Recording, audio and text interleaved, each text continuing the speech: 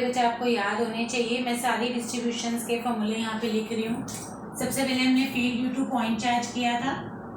Field due two point charge was k. I'm general writing k q by r square. k को आप 1/4π0 खोल लेंगे। Next we did due to the dipole, dipole का axial, this was the last that we did, and the interesting part of this was this is the only field which is constant independent of the distance of observation point from the sheet. It came out to be sigma upon 2 epsilon naught. Field is a vector quantity, so everywhere you can put the arrow. That done the field due to hollow spherical shell.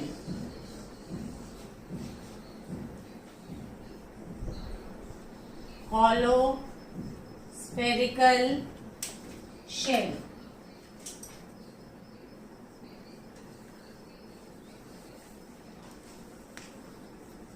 And for hollow spherical shell we had done 3 cases.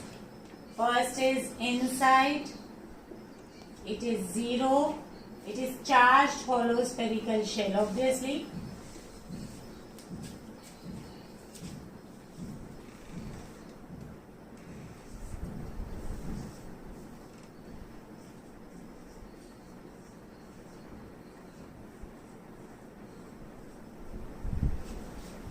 Spherical shell is a hollow sphere.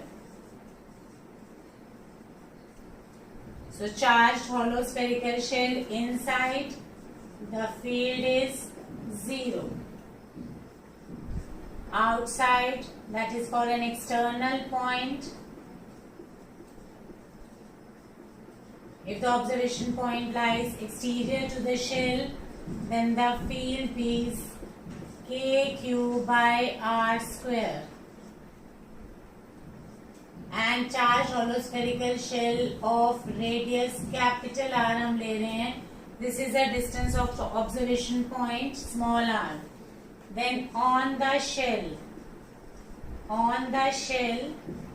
small r will be equal to capital R and field will be equal to kq by capital R का square. Is this point clear to you बच्चे? For an external point, the hollow spherical shell behaves like a point charge. The field due to point charge was kq by r square.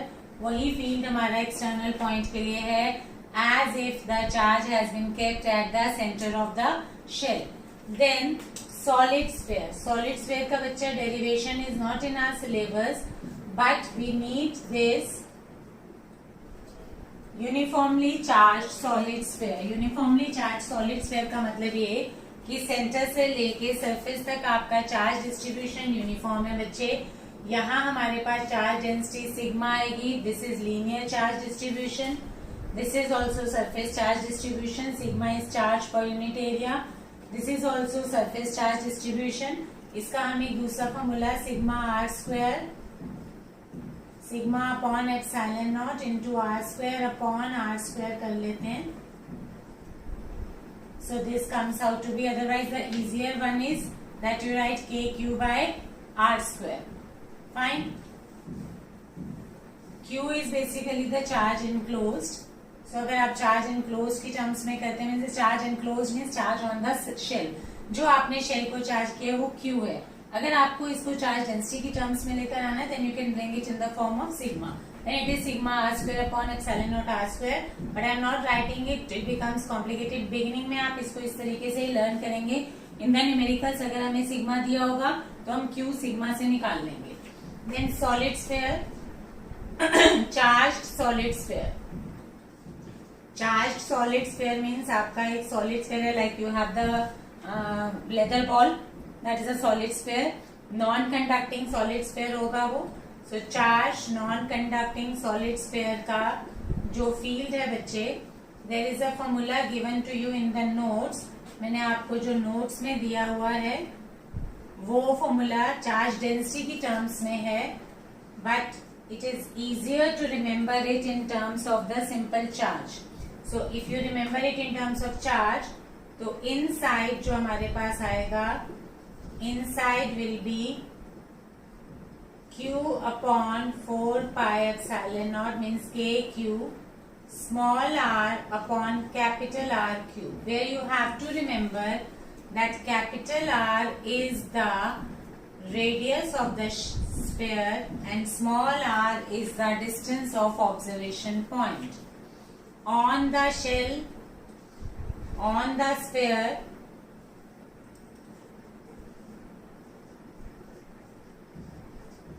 this field comes out to be equal to, obviously R will be equal to R, again the same result, E is equal to K Q upon R square, that is the same thing जो आपका hollow spherical shell का है वही आपका solid sphere का आता है. On the shell both the results are same. Then third is external point, that is outside the sphere. तो external point के लिए भी इसका behavior same है जो spherical shell का होता है, that is field is equal to KQ by R square. बेटा आपको ये small r और capital R का distance ध्यान रखना है. Small r is the distance of observation point, capital R is the radius. Like अगर ये मेरे पास shell है, हॉलो स्फेरिकल शेल की अगर मैं बात करती हूँ बच्चे, तो इसका रेडियस जो है वो कैपिटल आर है. तो इनसाइड तो फील्ड हमारे पास 0 है, outside field is like that of a point charge. अगर ये डिस्टेंस लेती हूँ मैं, कहीं भी ऑब्जर्वेशन पॉइंट है, अगर ऑब्जर्वेशन पॉइंट का डिस्टेंस जो है वो स्मॉल आर है, तो आपके पास field at an external point is KQ by small r square. On the surface, this small r becomes equal to capital R, so it is KQ by capital R square. Fine. So these are the results that you need to remember. ये बहुत मुश्किल नहीं है. Point charge का KQ by R square, dipole का अगर इन दोनों का लर्न तो करना ही पड़ेगा आपको, बट शॉर्ट डायपोल का हमारा inverse equation to R cube होता है. Line charge lambda upon 2 pi epsilon naught R. Infinite plane sheet of charge sigma upon 2 epsilon not.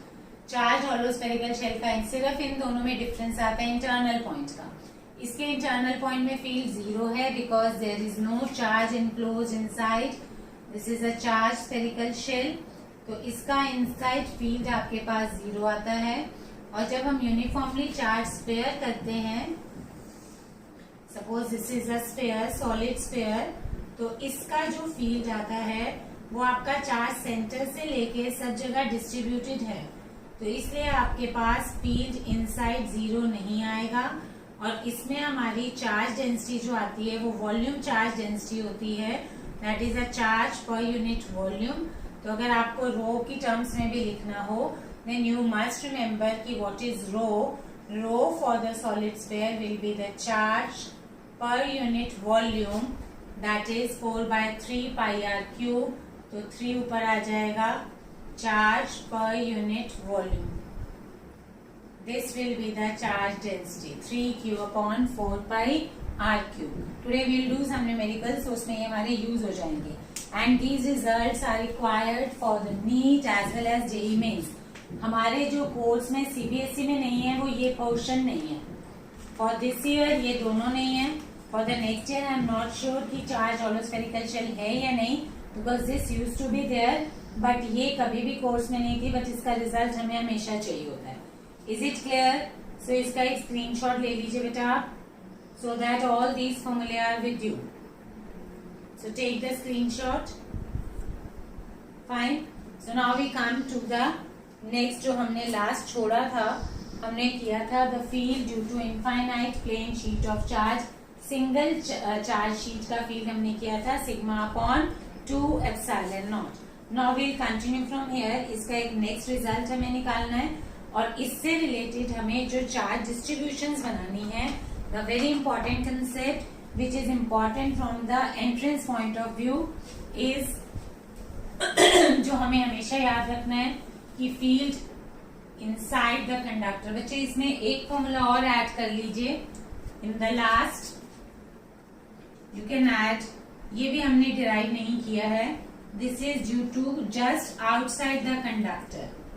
Field just outside the conductor. So field just outside the conductor is sigma upon epsilon naught. This is another result. I told you one thing, that field just outside the conductor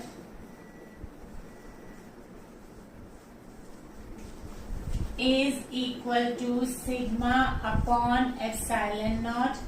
and field हम ये शुरू से पढ़ते आए हैं कि field inside the conductor has to be equal to 0. अब देखो बच्चे, इसको थोड़ा सा हमें समझना है. This means field varies discontinuously, मतलब सडनली कंडक्टर के अंदर तो फील्ड 0 है और कंडक्टर के यानी होलोस्फेरिकल शेल अगर है हमारी, उसके अंदर तो फील्ड 0 है और जस्ट आउटसाइड जो है वो फील्ड हमारा है sigma upon epsilon naught. It means it is varying discontinuously, surface cross करते हुए सिग्मा अपॉन एप्सिलॉन नॉट हो गया and otherwise it was 0. So this is basically the reason being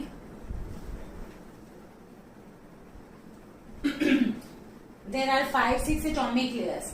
तो सरफेस की 5-6 एटॉमिक लेयर्स में से होता हुआ फील्ड 0 से एकदम से सिग्मा अपॉन एप्सिलॉन नॉट हो जाता है. नाउ ये एक रिजल्ट है जो कई बार बच्चों को लगता है कि हमारा कॉन्ट्राडिक्ट कर रहा है. अगर मैं बोलती हूँ कि field due to infinite plane sheet of charge जो है वो अगर सिग्मा अपॉन 2 एप्सिलॉन नॉट है तो वो मेरी शीट ऑफ चार्ज कंडक्टिंग भी तो हो सकती है. Now these two result seem to be very contradictory. कि अगर आपके पास ये एक शीट ऑफ चार्ज है and you have given some charge to it, तो अकॉर्डिंग टू जब हम just outside the conductor Gauss's law लगाते हैं थिक शीट के लिए, not very thick, 5-6 atomic layers भी हमारे लिए थिक ही होती हैं. वैसे normally for practical purposes we consider thin sheet. ठीक है, अगर ये कंडक्टिंग शीट है तो एक तरफ तो हम बोल रहे हैं कि infinite plane sheet of charge का फील्ड होना चाहिए सिग्मा अपॉन 2 एप्सिलॉन नॉट, और दूसरी तरफ हम बोल रहे हैं कि field just outside the conductor is sigma upon epsilon naught. तो what if this it is a conducting sheet. दो चीजें हैं बेटा, ये शीट आपकी नॉन कंडक्टिंग भी हो सकती है, कंडक्टिंग भी हो सकती है. नॉन कंडक्टिंग है तो कोई दिक्कत नहीं है, आपने इस सरफेस पे चार्ज दिया, जस्ट आउटसाइड जो फील्ड आएगा वो आएगा सिग्मा अपॉन 2 एप्सिलॉन नॉट. तो अब अगर ये कंडक्टिंग शीट है तो क्या इसका field sigma by epsilon naught हो जाएगा? How? This is what you need to understand. Actually we are not contradicting, but सिर्फ हमें ये देखना है. अगर ये मैं शीट देखती हूँ, if this is my sheet and I give some charge to it and if the charge appears only on the one surface, तो field is radially outward. एक तो बच्चे आप हमेशा ये ध्यान रखेंगे कि when I give some positive charge to it, मेरा ऑब्जर्वेशन पॉइंट यहाँ है, रेडियली आउटवर्ड इधर. अगर मेरा ऑब्जर्वेशन पॉइंट यहाँ है तो रेडियली आउटवर्ड इधर, मतलब इसी सरफेस की वजह से इस पॉइंट पे अगर लिखना है तो रेडियली आउटवर्ड और इस पॉइंट पे लिखना है तो भी radially outward. Now the point is inside point. हमारा जो सबसे इम्पोर्टेंट पॉइंट है वो ये है कि ये कभी भी वायलेट नहीं हो सकता. Field inside the conductor has to be 0.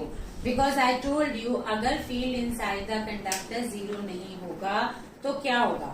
Y the field inside the conductor has to be 0? I gave you one reason for this. क्योंकि अगर फील्ड इनसाइड द कंडक्टर 0 नहीं होगा बच्चे, तो इट मीन्स कि कंडक्टर के फ्री चार्जेस पे force लगेगा. Because F is equal to QE के हिसाब से जहां भी फील्ड होगा वहां फोर्स होगा. तो अगर फील्ड इनसाइड द कंडक्टर 0 नहीं होगा तो फोर्स भी होगा, फील्ड होगा तो फोर्स भी होगा, और वो फोर्स लगेगा कंडक्टर के फ्री इलेक्ट्रॉन्स पे एंड कंडक्टर के free electrons will start moving in a particular direction. They will constitute the current without the application of any external potential difference. जब तक हमने कोई सप्लाई नहीं दी तो हमें इलेक्ट्रिकल एनर्जी कहाँ से मिल गई? So this is violating the law of conservation of energy. So statics condition में जब तक हमने कोई बैटरी नहीं लगाई है, कंडक्टर के अंदर के फ्री इलेक्ट्रॉन्स एक पर्टिकुलर डायरेक्शन में मूव नहीं कर सकते. They move randomly in all the possible direction, but अगर एक पर्टिकुलर डायरेक्शन में मूव करेंगे फिर तो करंट हो गया और इलेक्ट्रिकल एनर्जी होगी. अब देखिए, अगर ये शीट ऑफ चार्ज मेरी नॉन कंडक्टिंग है, non conducting means insulating, paper ही है, पेपर पे चार्ज दे दिया, कोई दिक्कत नहीं है, जहां चार्ज देंगे वो वही रहेगा, मूव नहीं कर सकता. इसकी वजह से जस्ट आउटसाइड फील्ड आ जाएगा सिग्मा अपॉन 2 एप्सिलॉन नॉट. अब दिक्कत आती है अगर ये एक मेटल की शीट है. If this is a metallic sheet and I give some charge to it, तो एक फॉर्मूला तो हमारा ये कह रहा है कि field just outside the conductor तो सिग्मा अपॉन एप्सिलॉन नॉट होना चाहिए, और दूसरा हम कह रहे हैं कि infinite plane sheet of charge का, क्योंकि ये तो जस्ट आउटसाइड द कंडक्टर है, irrespective of the shape of the conductor, conductor spherical हो, कंडक्टर आपका कुछ भी हो, it has to be sigma upon epsilon naught. तो अब अगर ये प्लेन शीट ऑफ चार्ज है तो इसके भी जस्ट आउटसाइड फील्ड मेरा क्या आना चाहिए, सिग्मा अपॉन 2 आना चाहिए या सिग्मा अपॉन एप्सिलॉन नॉट आना चाहिए. This is the question. So field just outside the conductor will be sigma upon epsilon naught. तो how we need to understand it. अगर आपने चार्ज दिया और वो चार्ज एक ही सरफेस पे आया बच्चे, अगर एक ही सरफेस पे आया, इसको आप ना थोड़ा चार्ज की वैल्यू लेके करेंगे तो आपको समझ में ज्यादा अच्छे से आएगा. Suppose I gave 100 coulomb of charge to a sheet of 10 metre square. ठीक है, मेरे शीट का एरिया था 10 मीटर स्क्वायर और मैंने 100 कूलम ऑफ चार्ज दे दिया. जब मैंने 100 कूलम ऑफ चार्ज इस शीट को दे दिया जिसका एरिया था 10 मीटर स्क्वायर, तो चार्ज पर यूनिट एरिया, जो चार्ज डेंसिटी हो गई सिग्मा, जो हो गया वो कितना हो गया बच्चे, 100 upon 10, which comes out to be 10 coulomb per metre square. Am I clear. इसका मतलब अगर ये मैंने इंसुलेटेड शीट को दिया तो पूरा का पूरा 100 कूलम इस पूरी शीट पे डिस्ट्रीब्यूट हो गया. इस पूरी शीट का एरिया था 10 मीटर स्क्वायर, तो इसकी चार्ज डेंसिटी होगी 10 कूलम पर मीटर स्क्वायर. तो इन जो नॉन कंडक्टिंग शीट है उसका फील्ड हो गया sigma by 2 epsilon naught, where I will take the value of sigma to be 10. Am I clear. अब अगर यही मेरी मेटालिक शीट होगी तो whatever charge I will give, it will not distribute only on this surface, it will be distributed on both the surface, क्योंकि एक तो वो कंडक्टर है जिसमें चार्जेस का मूवमेंट अलाउड है. आपने इस सरफेस पे भी दिया तो वो इस पे भी आएगा. क्यों आएगा उसका रीजन ये पता चलेगा यहाँ से हमें, because field inside the conductor has to be 0. अंदर तो फील्ड हो ही नहीं सकता. फाइन. अगर एक ही सरफेस का फील्ड होता तो रेडियली आउटवर्ड फील्ड की वजह से ये सिग्मा बाय 2 एप्सिलॉन नॉट यहाँ फील्ड बच रहा है, that is the even field. Fine. But even field तो अंदर हो ही नहीं सकता. इसका मतलब इस इवन को काउंटर बैलेंस करने के लिए कोई और field equal and opposite direction में एग्जिस्ट करेगा.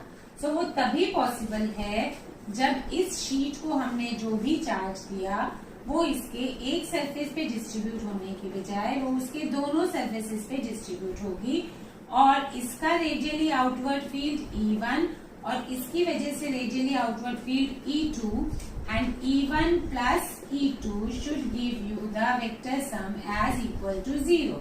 तो E inside has to be 0. सिर्फ डिफरेंस. अब इसका मतलब ये कि हमारा फील्ड डबल हो गया. Infinite plane sheet of charge का फील्ड तो सिग्मा बाय 2 एप्सिलॉन नॉट होता था, तो अब ये तो सिग्मा बाय 2 एप्स. और अगर मैं इधर एक्सटर्नल पॉइंट की बात करूं, इस एक्सटर्नल पॉइंट की या इस एक्सटर्नल पॉइंट की, तो इसका रेडियली आउटवर्ड और इसका भी रेडियली आउटवर्ड, तो इधर इसका फील्ड हो गया E1 प्लस E2. और अगर इस पॉइंट पे बात करूं तो भी E1, E2 और E1. इसका मतलब इस पॉइंट पे भी इसका फील्ड क्या हो गया, sigma by 2 epsilon not plus sigma by 2 epsilon naught. तो क्या हमने आउटसाइड वाला फॉर्मूला, इस फॉर्मूले को फिर हम कैसे जस्टिफाई करते हैं. तो बच्चे ये रिजल्ट आपका जो मैथमेटिकल वैल्यू आती है वो हमेशा सेम आती है, क्योंकि अब जो आपने 100 कूलम ऑफ चार्ज दिया वो आपका दोनों में डिस्ट्रीब्यूट हुआ.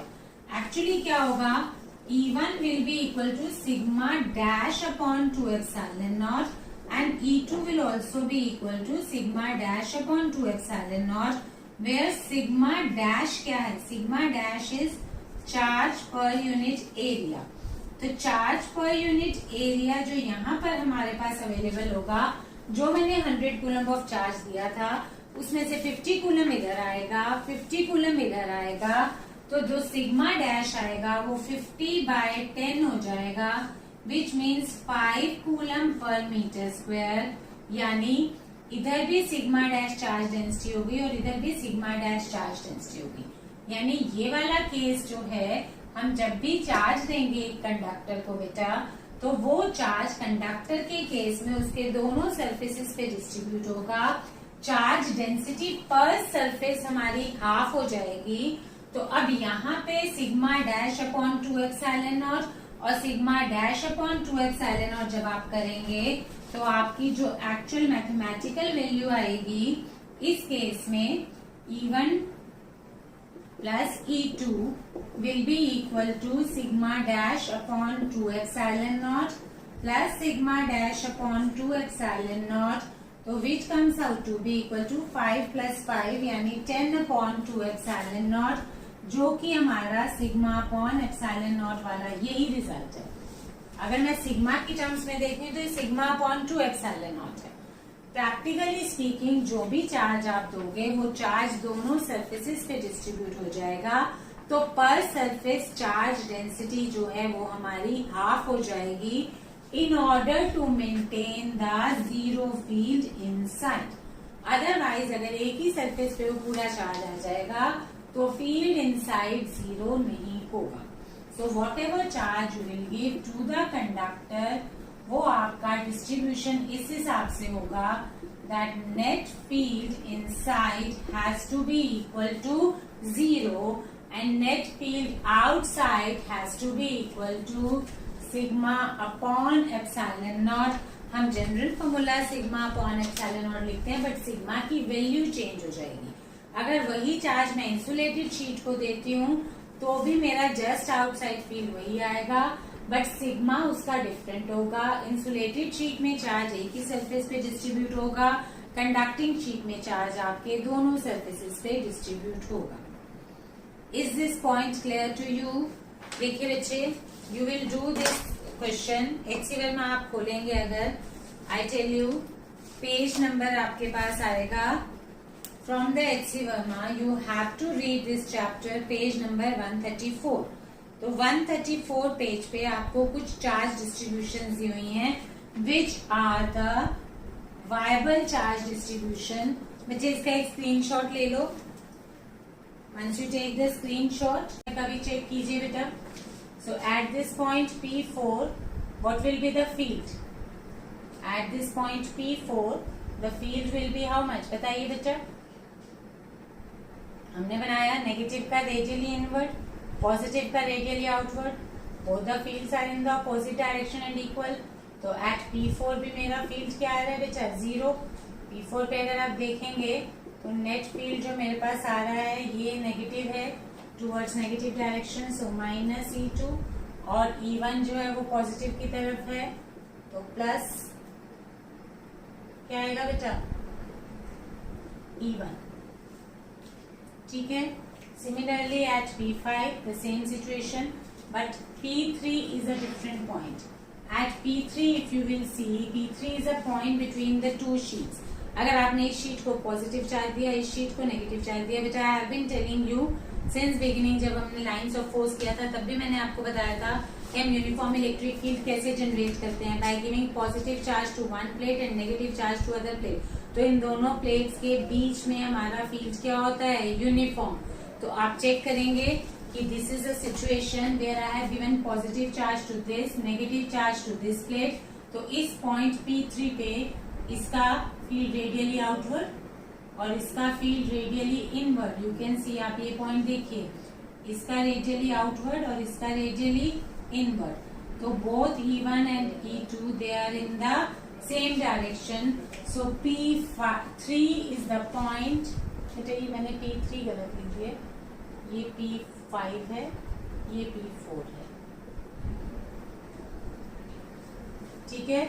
So P3 is the point at which the resultant field has to be equal to sigma by 2 epsilon naught plus sigma by 2 epsilon naught comes out to be equal to sigma upon epsilon naught. जो हमने ये concept किया था कि field just outside the conductor has to be equal to sigma upon epsilon naught. It is a situation जब हमारे पास single conductor होगा। अब ये हमारे पास एक स्पेशल केस था जहां हमने दो कंडक्टिंग प्लेट्स ली and we kept the two conducting plates parallel to each other. In that situation इस सिचुएशन में यहाँ भी फील्ड जीरो है आपका, यहाँ भी फील्ड जीरो है। In between the two plates जो हमारा फील्ड आ रहा है वो आ रहा है sigma upon epsilon naught. So this is how we generate the uniform field. अगर हमें यूनिफॉर्म फील्ड जनरेट करना होता है तो हम एक प्लेट को पॉजिटिव चार्ज देते हैं, एक प्लेट को नेगेटिव चार्ज देते हैं, and this is how we generate the uniform electric field in the region between the two plates. The field is uniform. Inside the conducting plates field has to be zero. और इस particular situation में इन दोनों points पे भी हमारा field is coming out to be zero. Is this point clear to you? ठीक है बच्चे, चलेंगे P3 पे हमारा field जो है वो sigma upon epsilon naught. Clear? So now next thing बेटा इसका एक स्क्रीनशॉट ले लीजिए आप।